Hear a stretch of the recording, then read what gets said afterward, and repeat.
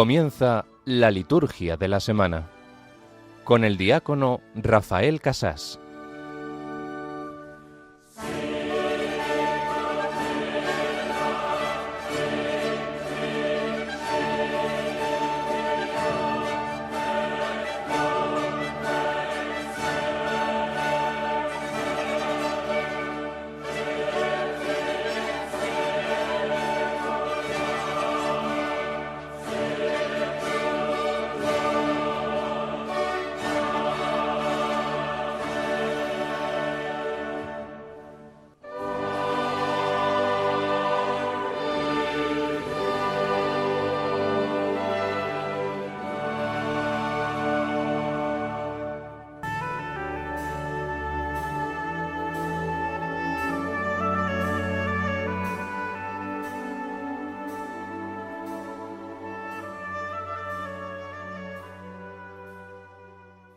Dios Todopoderoso y Eterno, que quisiste recapitular todas las cosas en tu Hijo muy amado, Rey del Universo.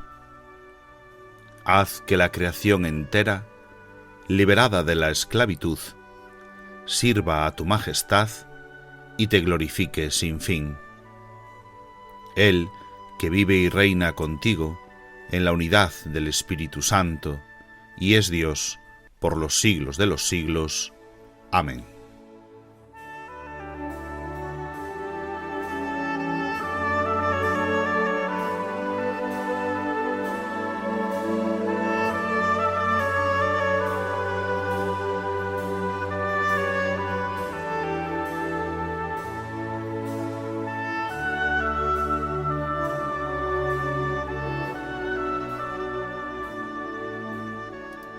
El Rey del Universo, tu Hijo muy amado, Dios Todopoderoso. Él nos libera de la esclavitud, nos introduce en la creación entera para que podamos servir a su majestad y te glorifiquemos sin fin. Queremos vivir en tu reino, Señor Jesús. Queremos ser también nosotros de los súbditos de ese maravilloso reino que es eterno y universal, reino de la verdad y de la vida, reino de la santidad y la gracia, reino de la justicia, del amor y la paz. Contemplamos hoy ese misterio del reino de Dios que alcanzará su plenitud al final de los tiempos, reino ya anunciado por David, el rey de Israel, que nos anunciaba al Cristo glorioso y resucitado como Rey del Universo, ungido como el propio David, pero en este caso por el propio Espíritu Santo, con el óleo de la alegría. Queremos vivir cerca de ese misterio de un reino cuyo trono es la cruz, donde Cristo reina coronado de espinas. Un reino que se asienta no en los poderes de este mundo, sino en el poder de Dios omnipotente. También nosotros queremos pedir, como hizo aquel buen ladrón: Jesús, acuérdate de mí cuando llegues a tu reino. Ojalá que también nosotros escuchemos, como aquel buen ladrón, las hermosas palabras de Jesús, que una vez más nos dice, nos alienta: hoy estarás conmigo en el paraíso.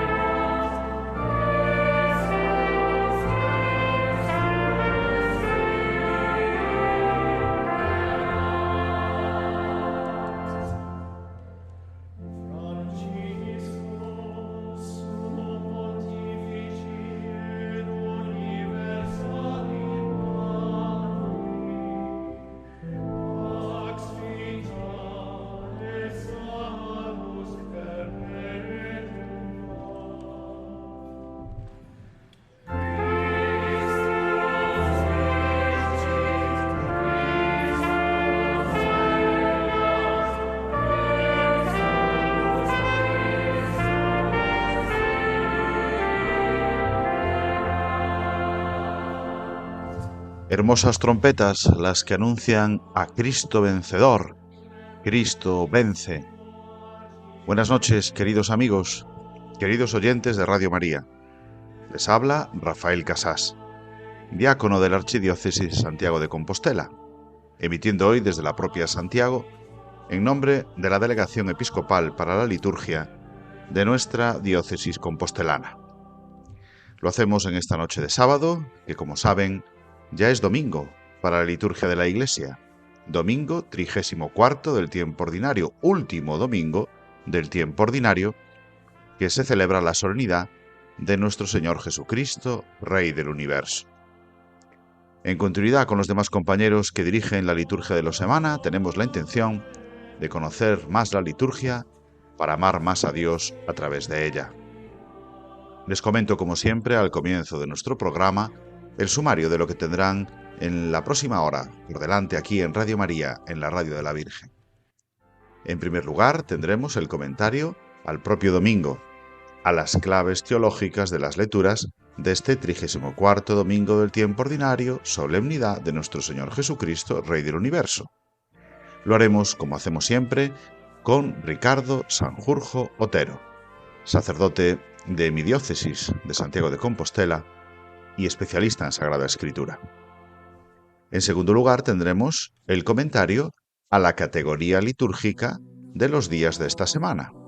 Repasaremos, por tanto, el calendario litúrgico. Básicamente tenemos esta semana ferias del tiempo ordinario, con algunas memorias, fiestas, solemnidades para algunas diócesis y congregaciones concretas presentes en España. Y en tercer lugar, el tema de formación litúrgica sobre la ordenación general del misal romano. Leeremos desde el número 386 hasta el 389 para ir comprendiendo mejor cómo funciona, cómo tenemos nosotros que celebrar mejor la Sagrada Misa.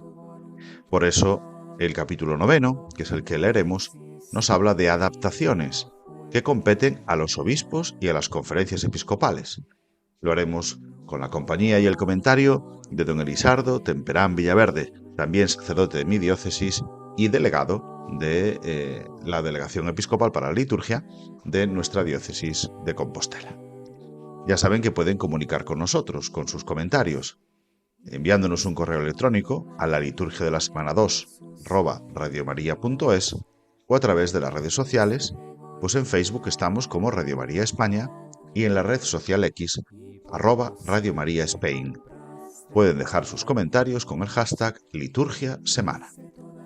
Y nosotros así, adentrándonos en la liturgia de este domingo, escuchamos la antífona de entrada, que en este caso Harpa Dei nos canta, tomado del libro del Apocalipsis capítulo 5, que es la antífona de entrada propia de la misa de este domingo.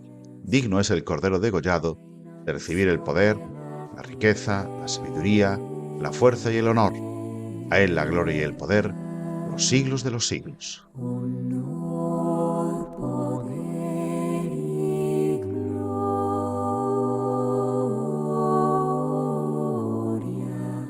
al Cordero de Dios. Digno es el Cordero degollado de recibir el poder, la riqueza y la sabiduría, la fuerza y el honor, la gloria y la alabanza. Comenzamos pues con la primera parte de nuestro programa, que es el comentario al domingo, a la palabra de Dios de este domingo en concreto, que como siempre nos comenta Ricardo Sanjurjo Otero, sacerdote de la Archidiócesis de Santiago de Compostela y doctor en Sagrada Escritura. Buenas noches, Ricardo. Muy buenas noches, Rafa. Muy buenas noches también a todos los oyentes de Radio María. Vamos a comentar las lecturas de esta solemnidad de Jesucristo, Rey del Universo. Muy bien. ¿Qué tenemos por aquí en esta solemnidad, pues? Pues el primer texto, la primera lectura, está tomada del segundo libro de Samuel, del comienzo del capítulo 5 del segundo libro de Samuel. Es el momento en el que las tribus de Israel, y cuando hablamos de las tribus de Israel estamos hablando de las tribus del norte, las 10 tribus del reino del norte, acuden a David, que era el rey de Judá, de las 2 tribus del sur, Judá y Simeón, para asumirlo o para nombrarlo, elegirlo como rey de todos los israelitas. Como a lo mejor saben algunos de nuestros oyentes, seguramente muchos de nuestros oyentes, originalmente el rey, las 12 tribus, pues se alían en torno a Saúl, pero 10 de las tribus, mejor dicho, las 10 tribus del norte, de Benjamín hacia arriba, se alían en torno a Saúl, y David, que era pues un pastor de Judá, también caudillo militar, pues es el que aglutina un poco a las tribus del sur, sobre todo a la tribu de Judá, que es la tribu importante. Una vez muere Saúl en la batalla contra los amalecitas, las tribus de Israel, las tribus del norte, eligen a David como sucesor de Saúl, y a partir de ahí el reino bajo David y Salomón, su hijo, quedará como un reino unificado. Estamos hablando del siglo XI y el siglo X antes de Cristo. Es un momento importante porque todo el pueblo de Israel pues se pone bajo un solo soberano, que además es el gran elegido de Dios, el rey David. Y un gesto muy bonito es que al final lo ungen como rey, que eso nos puede, ya a nosotros más allá de las circunstancias históricas, nos puede ser útil, ¿no? Porque a nosotros también se nos ungió la cabeza el día de nuestro bautismo, también se nos dijo que pasábamos a ser miembros de Cristo, sacerdote, profeta y rey, y el rey en el imaginario bíblico, aunque es una figura ambigua en muchos momentos, pero el rey se supone que es el gran testigo de la soberanía de Dios. Es decir, el que tiene que regir la tierra en nombre de Dios y por tanto no según sus propios intereses, sino procurando construir aquí el reino que esperamos, construir aquí según la voluntad de Dios. Así que un rey en el día de nuestro Señor Jesucristo, claro, que es el rey del universo. Que es el rey del universo, y de hecho de eso nos va a hablar la segunda lectura, pero sin hacer spoilers, yo creo que podemos pasar al Salmo. Sí, el Salmo que tenemos hoy es el 121. Vamos a escucharlo, vamos alegres a la casa del Señor. Lo sabemos de memoria. De verdad. Sí. Muy bien, vamos a escucharlo pues.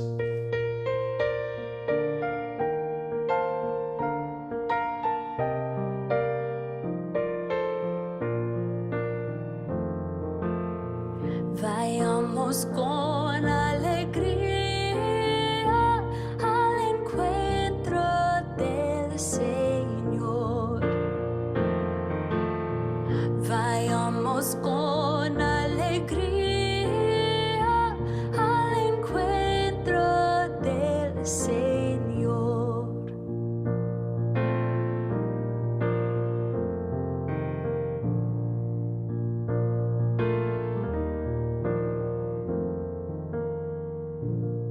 Qué alegría sentí cuando me dijeron: vayamos a la casa del Señor. Y hoy estamos aquí, Jerusalén, jubilosos delante de tus puertas. Vayamos con alegría al encuentro del Señor.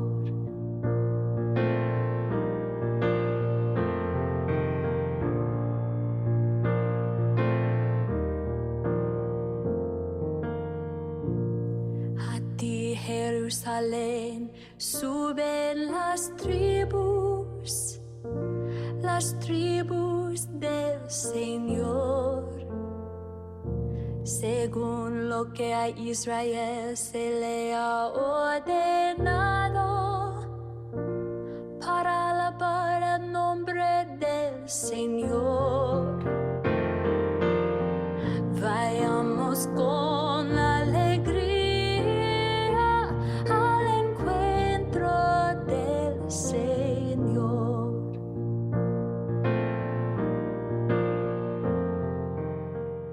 Y como segunda lectura tenemos una vez más al apóstol San Pablo, en este caso escribiendo a los colosenses. Exactamente, en la segunda lectura proclamaremos el himno con el que se abre la carta a los colosenses, que es una carta particular de Pablo, ya de las que pues se consideran así más tardías, y para evitar las influencias de determinadas filosofías muy cercanas a lo que luego será el gnosticismo, pero también influencias de determinadas corrientes judías muy influenciadas por la filosofía griega, que hablaban de procesiones angélicas, de fuerzas que emanaban de la divinidad. Los eones. Los eones, ¿no? Sí. O sea, tú que eres de clásicas, Plotino y las procesiones de el la uno, idea la unidad y esas cosas. Bueno, pues para evitar que en los cristianos que vivían también en ese ambiente pudieran calar este tipo de filosofías, de teologías, que en el fondo lo que hacían era minimizar la soberanía de Dios y minimizar pues el reinado universal de Cristo, él abre esta carta a los colosenses con este alegato, casi habría que decirlo así, que es el himno en el que se proclama la soberanía universal del Señor, ¿no? Que todo fue creado en Él y fue creado para Él también, ¿no? O sea, que todo al final se sostiene por la presencia de Cristo, por la soberanía de Cristo, y por tanto toda la creación, incluidos los ángeles, tronos, dominaciones, principados, potestades, ¿no? Estas cosas que mencionamos ahora en los prefacios, que antes pues no los teníamos tan en cuenta, pues también ellos están sometidos a Cristo, y por tanto el verdadero soberano de nuestra vida no son fuerzas extrañas a las que a veces no les podemos poner nombre, mucho menos son las constelaciones y las estrellas y cómo están alineados los astros, sino que el verdadero soberano de nuestra vida es Jesús. Muy bien, y como nos dice el Aleluya, Él es el que viene en nombre del Señor. El reino que llega, el de nuestro padre David, dice también el Aleluya, y ahora vamos a través del Aleluya a comentar el Evangelio.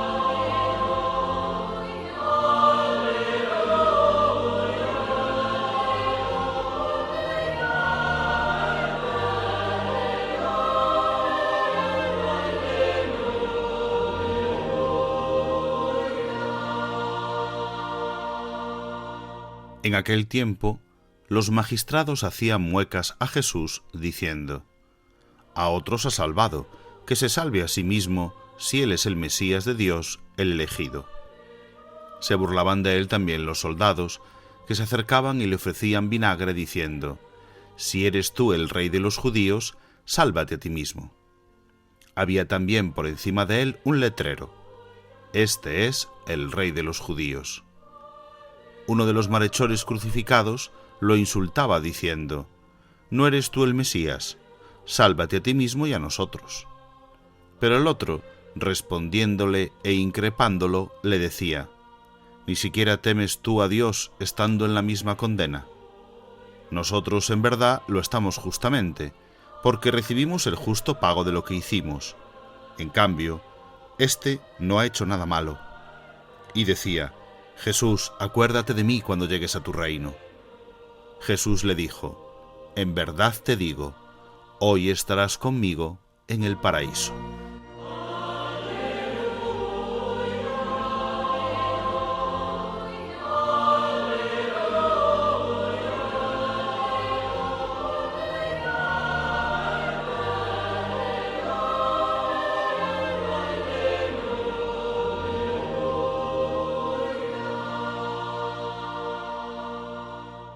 Como acabamos de escuchar, en el Evangelio hemos proclamado una parte de la pasión del Señor según San Lucas, ¿no? Es muy curioso cómo normalmente este día de Cristo Rey, el Evangelio que proclamamos siempre está vinculado a la pasión. Ya sea el año pasado proclamábamos Juan, este año proclamamos Lucas, el año que viene proclamaremos en Mateo, que no es propiamente un pasaje de la pasión, si no me equivoco, porque ahora no tengo todo el leccionario en la cabeza, pero si no me equivoco, el día de Cristo Rey, en el ciclo A, lo que se proclama es la visión del juicio final, ¿no? Mateo 25. Pero aquí Y el año pasado pues son dos fragmentos de la Pasión, Jesús delante de Pilatos, y este año pues las burlas a Jesús. Porque en el fondo el reinado de Jesús no es un reinado como el que nosotros esperamos, ¿no? No es el reinado de la fuerza, no es el reinado de los hombres, el reinado del poder, sino que es el reinado de aquel que da la vida y de aquel que manifiesta la verdad de lo que las cosas son, ¿no? El trono de Jesús, pues lo podemos poner así, el trono de Jesús es la cruz. La corona de Jesús es de espinas, no es de oro y joyas. Y el manto de Jesús no es de armiño y sedas, es esa capa de púrpura que le pusieron los soldados para burlarse, ¿no? Y por eso pues es muy interesante cómo esto sobre todo sucede en los evangelios sinópticos, en menor medida, pero también en el evangelio de Juan. Mientras dura la vida pública de Jesús, Jesús va rechazando esos títulos reales. Es muy claro en Marcos, en el evangelio de Marcos, Jesús critica el título de hijo de David. Cuando lo intentan hacer rey, él se escapa, porque el reinado de Jesús es distinto. Cuando Pedro, en Cesarea de Filipo confiesa tú eres el Mesías, inmediatamente Jesús empieza a explicar que no es un Mesías como el que los judíos esperaban, sino que es un Mesías como Dios quiere. Es el Hijo al que el Padre envía a la viña y al que los viñadores rechazan, ¿no? Y eso es lo que vemos también otra vez aquí en este evangelio, ¿no? Este es el rey de los judíos, se burlan de él, no eres tú el Mesías, sálvate a ti mismo. Claro, nosotros tendemos a entender los títulos que nosotros le aplicamos a Dios, que le aplicamos a Jesús, son títulos humanos, evidentemente, porque parten de nuestra experiencia. Llamamos a Dios Padre a partir de nuestra propia experiencia de paternidad, que después será la que sea, pero sublimada es lo que Dios es, ¿no? Bueno, pues lo mismo ocurre con Jesús. Llamamos a Jesús Rey, pero el reinado de Jesús es otra cosa totalmente distinta. Por eso tenemos que aprender a cambiar la mirada, a no poner nuestros pobres prejuicios, a proyectarlos sobre Jesús y aprender a descubrir al Rey en aquel que da la vida, al Rey, al soberano de nuestra vida, en aquel que nos la da, ¿no? Eso son muy bonitas las palabras del buen ladrón, que le dice precisamente: él no ha hecho nada malo y sin embargo está dándonos la vida, ¿no? Pues acuérdate de mí, Señor, tú que me estás dando la vida. Y ojalá nosotros también podamos escuchar esas palabras que le dice Jesús a Dimas, ¿no? Hoy te digo que estarás conmigo en el paraíso. Bueno, vamos a pedirle al Señor entonces que nos cambie la mirada, pero también que nos ayude a ser, ya que lo decía, ¿no?, comentando la primera lectura, que nosotros también hemos sido ungidos reyes en cuanto que miembros de Cristo, que también a través de nuestra vida como cristianos se pueda descubrir a aquel que dio la vida para que todo el universo, para que todo el mundo tenga vida. Pues muchas gracias, Ricardo, una noche más por habernos acercado a la palabra de Dios de este domingo en la liturgia de la semana. Buenas noches. Muy buenas noches, Rafa, y muy buenas noches a toda la audiencia de la liturgia de la semana aquí en Radio María.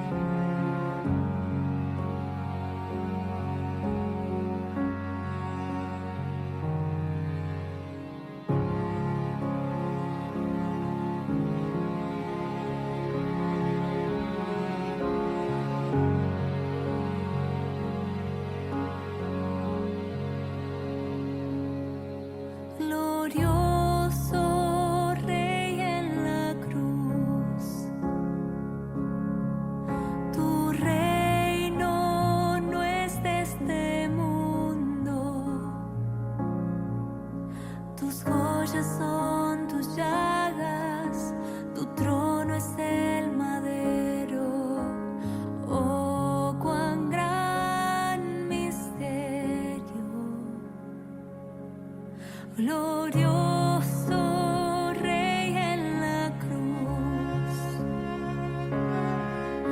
tu reino es un reino eterno, tu manto es tu sangre, las espinas tu corona, tu pasión es tu victoria.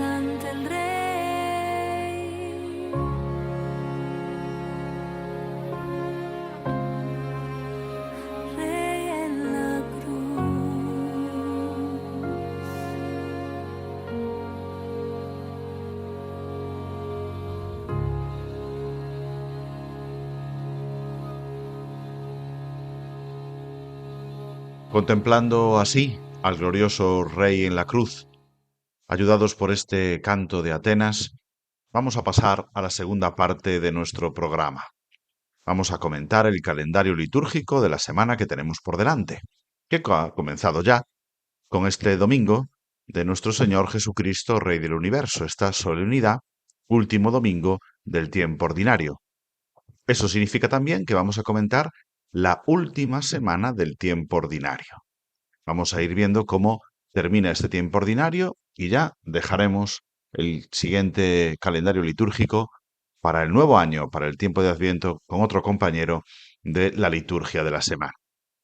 Bien, este domingo es un domingo grande, un domingo de solemnidad, un domingo en el que ya saben que no se permiten otras celebraciones, tampoco la misa exequial, porque tenemos una misa de solemnidad, de color blanco, con antífonas y oraciones propias, con gloria, con credo, con prefacio propio, es decir, todos los elementos son propios en una solemnidad, no se pueden intercambiar, no podemos utilizar otros formularios, sino que todos en unidad vivimos esta solemnidad tan importante de nuestro Señor Jesucristo, Rey del Universo. El lunes tenemos, día 24, una memoria. Es decir, es un día de feria, ya lo hemos comentado muchas veces, por eso las lecturas serán las lecturas continuas del volumen tercero impar. Esta semana leeremos el libro de Daniel y estamos con el capítulo 21 de Lucas, pues las lecturas seguirán toda la semana en ese orden, porque son días feriales de esta 24ª semana del tiempo ordinario. Pero el lunes tenemos, además de esa misa ferial, un recuerdo, una memoria obligatoria de los santos Andrés Dunlac, presbítero y compañeros mártires. Es decir, dentro de esa misa ferial tenemos un recuerdo muy especial. Y por lo tanto, el sacerdote utilizará vestiduras rojas, por son mártires, y haremos algunas oraciones propias de estos mártires. Pero sigue siendo un día ferial, por lo tanto, el prefacio será común, etc. Bueno, si alguna comunidad lo celebra pues, con mayor fuerza, pues puede utilizar más elementos propios de estos santos Andrés de Dunlac, presbítero y compañeros mártires. Y si no, menos elementos, pero siempre ese recuerdo, esa memoria obligatoria. Además, este día, en Tenerife, nos unimos a su iglesia particular para recordar el aniversario de la muerte de Monseñor Damián Iguacén Borau, su obispo emérito, fallecido en el año 2020. El 25 martes tenemos otro día ferial, este sí, sin ninguna memoria obligatoria, con posibilidades múltiples, ya sabemos, en los días feriales de cualquier formulario permitido, incluido pues alguna memoria libre, como aparece en el calendario litúrgico, pero en principio una misa ferial con vestiduras de color verde. Nos unimos también este día, martes 25, a la iglesia de Burgos que recuerda el aniversario de la muerte de Monseñor Santiago Martínez Acebes, su arzobispo emérito, fallecido en el año 2006. Pasamos al miércoles, día 26, un día también ferial, como ya hemos dicho, con las mismas características, pero que en la diócesis de Canarias celebra la fiesta de la dedicación de su iglesia catedral. Ya hemos comentado en otras ocasiones qué significa esta fiesta, ¿vale? Pero entonces ya no es un día ferial para esa diócesis, sino un día de fiesta. También le pasa lo mismo a la familia Paulina. Celebran la fiesta del beato Santiago Alberione, presbítero. Y nos unimos también a la oración de la iglesia de Getafe en el aniversario de la ordenación episcopal de Monseñor José María Avendaño Perea, su obispo auxiliar. Y también a la oración de la iglesia de Barbastro Monzón en el aniversario de la muerte de Monseñor Alfonso Milián Sorribas, su obispo emérito, fallecido en el año 2020. El jueves también tenemos otro día ferial. Señalamos simplemente que es fiesta en Mallorca, la fiesta del beato Raimundo Llull, mártir. Y también es fiesta de la bienaventurada Virgen María Inmaculada de la Medalla Milagrosa para los paules y las hijas de la caridad. Se va terminando la semana, se van terminando los días del año litúrgico con el viernes y el sábado. El viernes otro día ferial, donde señalamos simplemente que es fiesta en Cádiz, la fiesta de la dedicación de su iglesia catedral. Y por último, el último día del tiempo ordinario, el sábado día 29 de noviembre. Un sábado en el que se celebra la solemnidad de San Saturnino de Tolosa, obispo y mártir, en Pamplona ciudad, y se celebra la fiesta de todos los santos de la orden en la familia franciscana. Y así termina con este día ferial el tiempo ordinario, así termina un año litúrgico más, y nos preparamos ya al final de esta semana, sábado por la tarde, ya tendremos un nuevo año litúrgico, un nuevo tiempo de Adviento.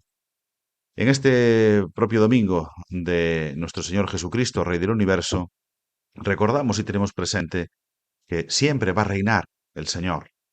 Y por lo tanto, en la antífona de comunión de este domingo, y con eso terminamos el repaso del calendario de la semana, se nos dice con el Salmo 28, el Señor se sienta como Rey eterno, el Señor bendice a su pueblo con la paz. Vamos a escuchar precisamente ahora, en continuidad con este sentido espiritual litúrgico de esta semana, este Salmo 28, el Señor bendice a su pueblo con la paz, en la versión de Dumas y Meri.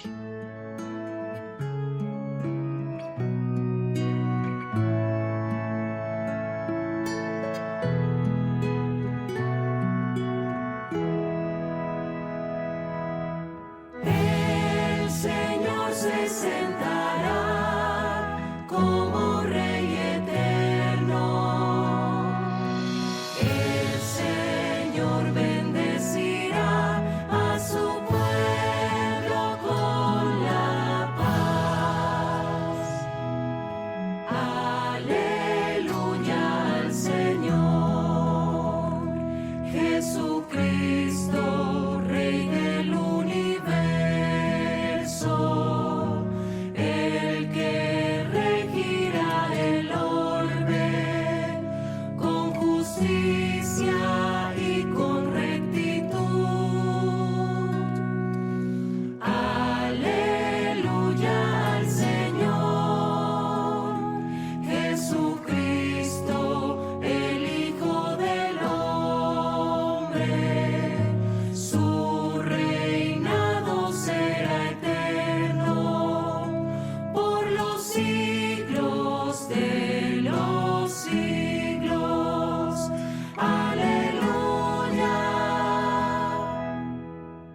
El Señor se sentará como Rey eterno.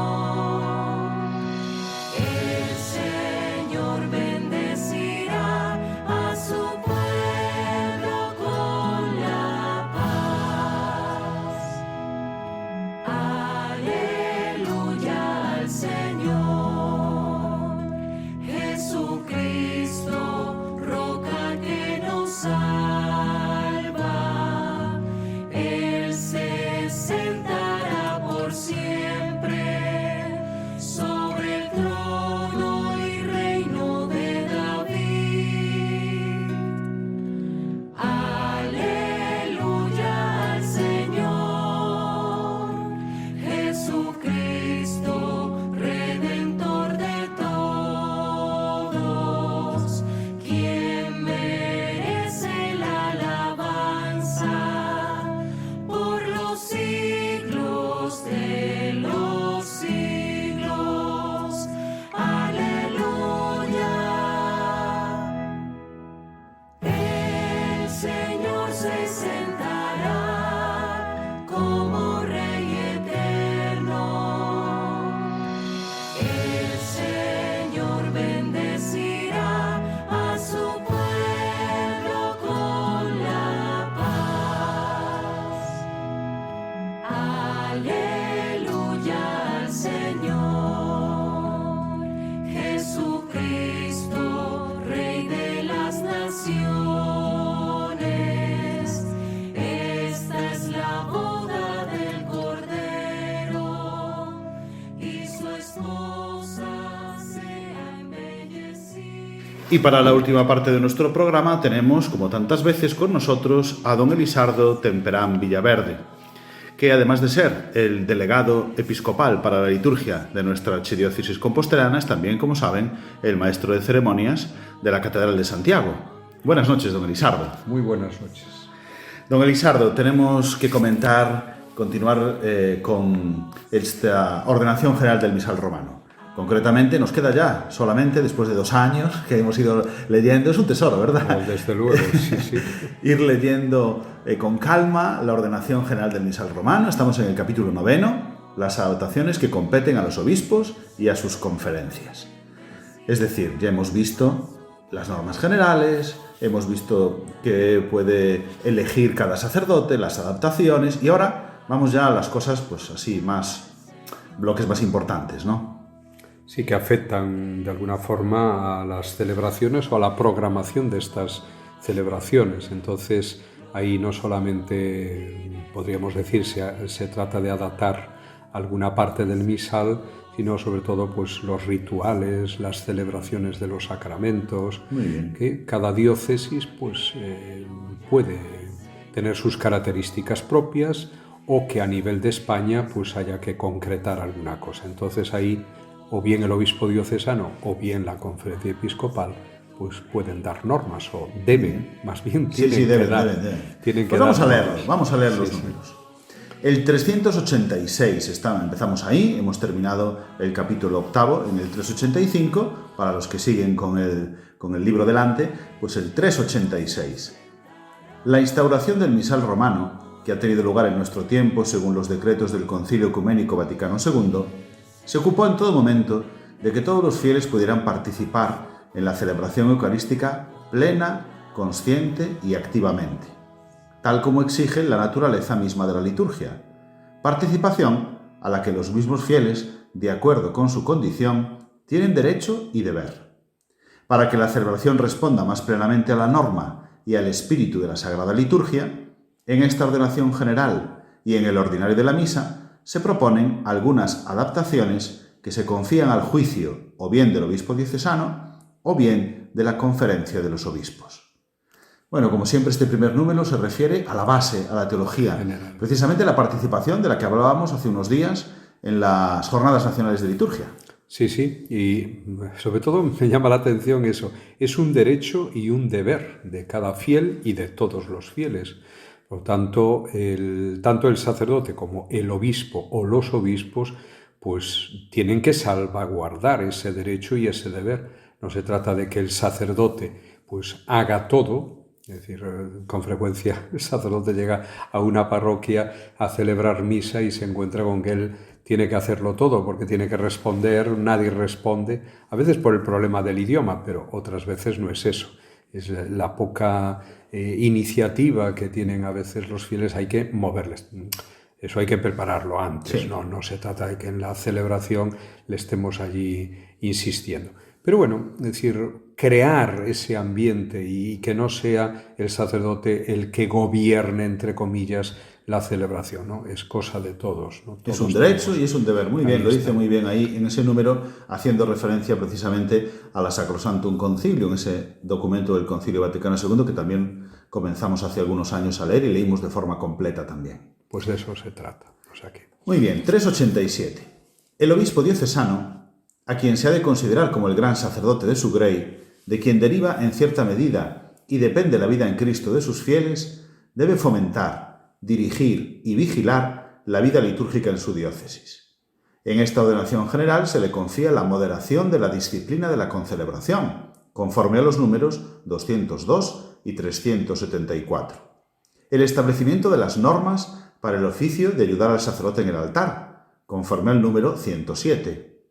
Para la distribución de la Sagrada Comunión bajo las 2 especies, conforme al número 283, así como la construcción y disposición de las iglesias, conforme al número 291. Pero por encima de todo, corresponde al obispo el deber de alimentar a los presbíteros, en los diáconos y en los fieles el espíritu de la Sagrada Liturgia. El obispo, don Elisardo. No, desde luego, es una tarea que no tiene que hacerla él directamente, pero porque no va a estar allí en cada parroquia las 24 horas del día, no puede hacerlo materialmente. Pero para eso tiene unas comisiones, unos encargados, unas personas a las que va encargando esta vigilancia, este esfuerzo por ayudar a los fieles en la participación y un largo etcétera. Entonces, a él por supuesto, le cabe la responsabilidad o tiene la responsabilidad de controlar, de vigilar, de llamar de vez en cuando a estas personas o delegaciones o grupos para que su trabajo rinda, para que su trabajo vaya adelante. Y de vez en cuando tener reuniones con ellos. Por ejemplo, aquí en la diócesis estamos ahora con algún directorio, ¿no?, de los sacramentos de la iniciación cristiana o de las exequias. Bueno, pues él es el que está moviendo estos temas. Luego ya las personas... Y el que lo decretará al final. Por supuesto, al final es él quien tiene que firmar eso, quien tendrá que pedirle a los sacerdotes que lo incorporen, etcétera, etcétera. Pero, es decir, pone todas estas colaboraciones en manos de personas, porque no puede hacerlo materialmente todo.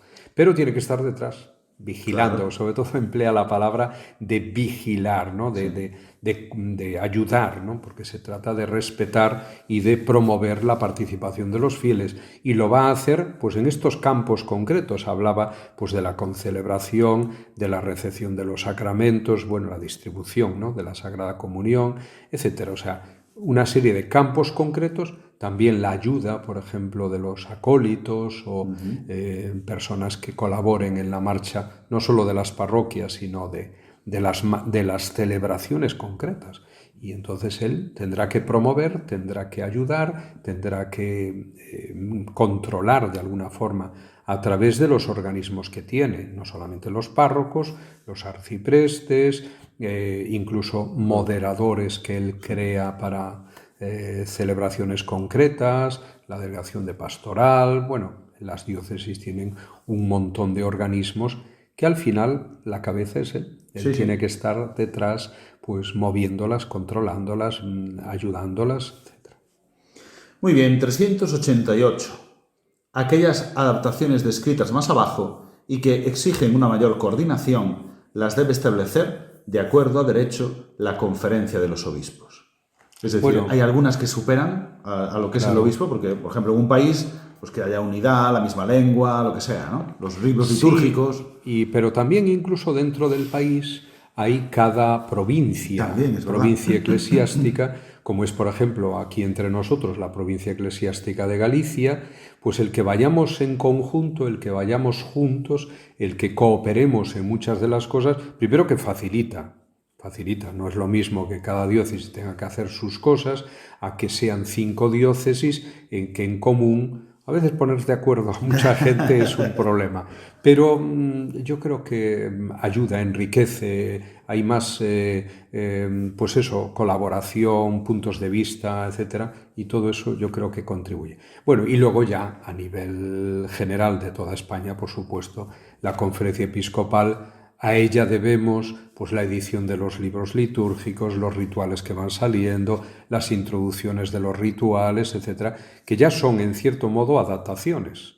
O sea, porque están saliendo y como vemos, o sea, se terminan de editar los libros tal y ya volvemos otra vez a empezar el estudio, porque bueno, hay una experiencia que se va acumulando.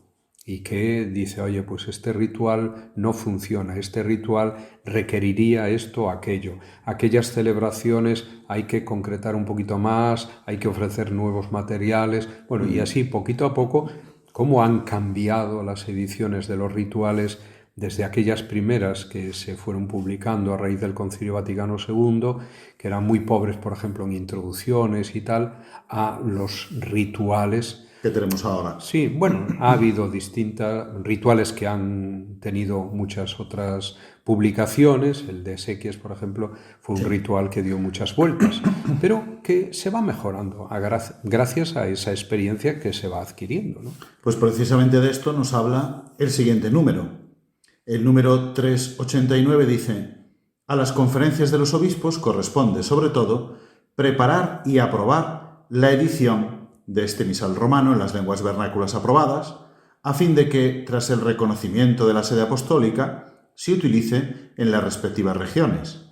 El misal romano, sea en su texto latino, sea en las traducciones vernáculas legítimamente aprobadas, se debe publicar de modo íntegro.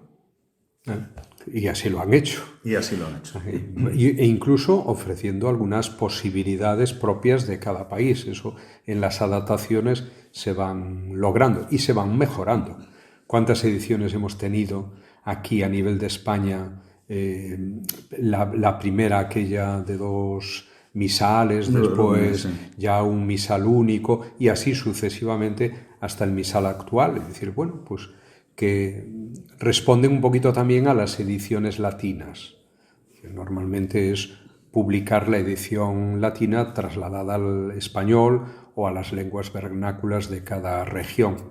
Pero bueno, todo eso es una tarea y, por supuesto, de un modo íntegro. Se ha buscado siempre no solo reproducir tal cual la edición latina, sino pues incluso si se puede, no digo que mejorar, pero sí adaptarla a las condiciones del país, eso sí. Bueno, pues el próximo día continuaremos. Hemos visto esta primera parte del capítulo 9, en general, que son esas adaptaciones y competencias que tienen los obispos y las conferencias episcopales. El próximo día iremos comentando una por una cuáles son estas adaptaciones que le corresponden, los gestos, los textos, las lecturas, la forma de dar el gesto de la paz, otras. Bueno, lo leeremos el próximo día. Muchas gracias, don Elisardo. Pues muchas gracias a vosotros. Buenas noches. Buenas noches.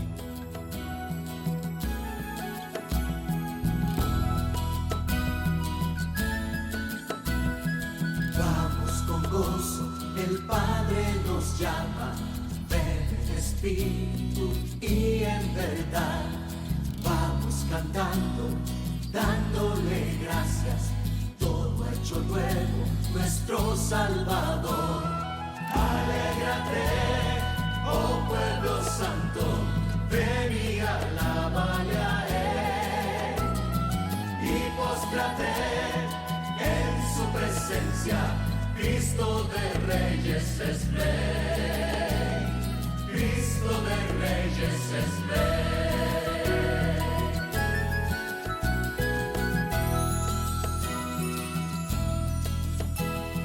Dios creador, misericordioso, rodeado de gracia y digno de honor, sentado en el trono, reinando glorioso, ahora y por siempre alabanzas a Él.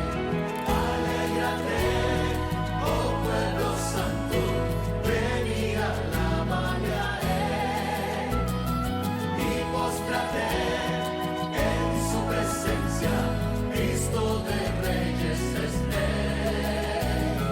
Cristo de Reyes es Rey. Queridos oyentes de Radio María, hemos agotado ya el tiempo de nuestro programa La Liturgia de la Semana. Les damos las gracias por su atención. Les recordamos que pueden acceder a este y a todos los programas de Radio María en el servicio de podcast entrando en la web radiomaria.es.